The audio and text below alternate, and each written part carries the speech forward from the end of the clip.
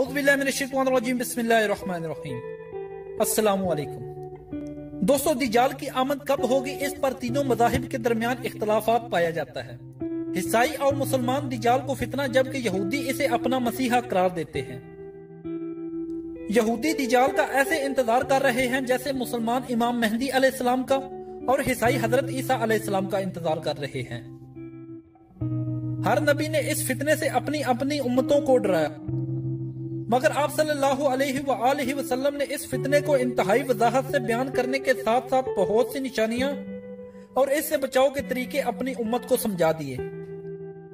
حدیث نبوی میں دجال کا کوئی اصلی نام نہیں آیا، اس کا لقب دجال ہے، اور یہ لفظ اس کی پہچان اور علامت بن گیا۔ آپ صلی اللہ علیہ وآلہ وسلم نے ارشاد فرمایا کہ حضرت آدم علیہ السلام کی تخلیق سے لے کر قیامت قائم ہونے تک کوئی بھی فتنہ دجال کے فتنے سے بڑھ کر نہیں ہے۔ دجال کے جھوٹے ہونے کی علامات: وہ آنکھوں سے نظر آ رہا ہوگا، حالانکہ تم رب کو مرنے سے پہلے نہیں دیکھ سکتے۔ وہ کانا ہوگا، حالانکہ نعوذ باللہ تمہارا رب کانا نہ ہوگا۔ اس کی دونوں آنکھوں کے درمیان کفر لکھا ہوگا جو ہر مومن پڑھ لے گا، خواہ وہ لکھنا پڑھنا جانتا ہو یا نہ جانتا ہو۔ دجال کا شخصی خاکہ: رسول اللہ صلی اللہ علیہ وآلہ وسلم نے خواب میں دیکھا کہ وہ خانہ کعبہ کا طواف کر رہے ہیں کہ اس دوران انہیں دجال دکھایا گیا۔ آپ صلی اللہ علیہ وآلہ وسلم نے ارشاد فرمایا کہ وہ بھاری بھرکم جسم، سرخ رنگت، گھنگریلے بال اور ایک آنکھ سے نابینا ہے۔ اس کی آنکھ لٹکے ہوئے انگور کے دانے جیسی ہے۔ ظہور دجال: وہ شام اور عراق کے درمیان ایک رستے پر نمودار ہوگا، تاہم حدیث کی روشنی میں کسی خاص جگہ کو دجال کے ظہور کے لیے مختص نہیں کیا گیا، جیسے ماہ رمضان کی شب قدر کی رات کا خاص تعین نہیں کیا گیا۔ دجال کا برپا کردہ فساد: دجال اپنے ظہور کے بعد ہر طرف فتنہ فساد برپا کرے گا۔ اس کے برپا کردہ فتنے فساد کی شدت کا اندازہ حدیث کی روشنی میں واضح ہوتا ہے۔ پس مسلمان شام کے جبل تخان کی طرف بھاگ جائیں گے، اور دجال وہاں آ کر ان کا محاصرہ کر دے گا۔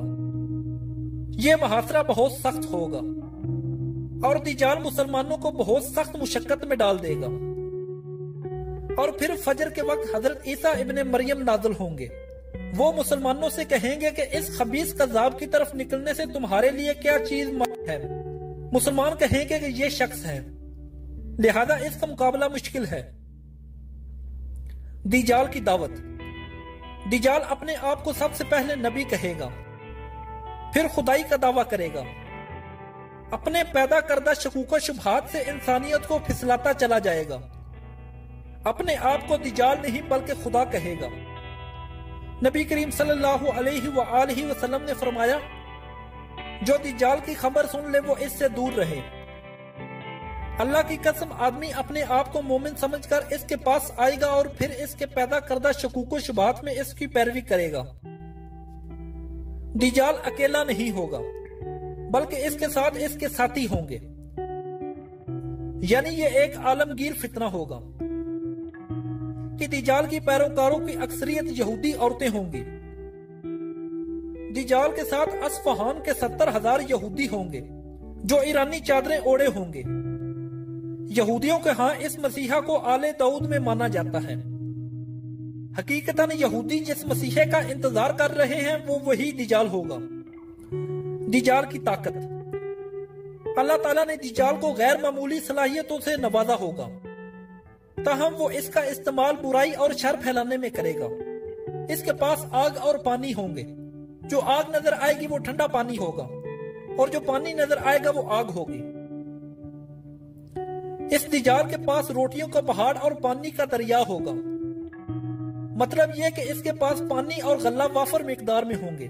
اور پھر دجال اپنے ساتھ ایک دریا اور آگ لے کر آئے گا، جو اس کی آگ میں پڑے گا اس کو یقیناً اس کا صلہ ملے گا اور اس کا بوجھ کم کر دیا جائے گا، لیکن جو اس کے دریا میں اترے گا اس کا بوجھ برقرار رہے گا۔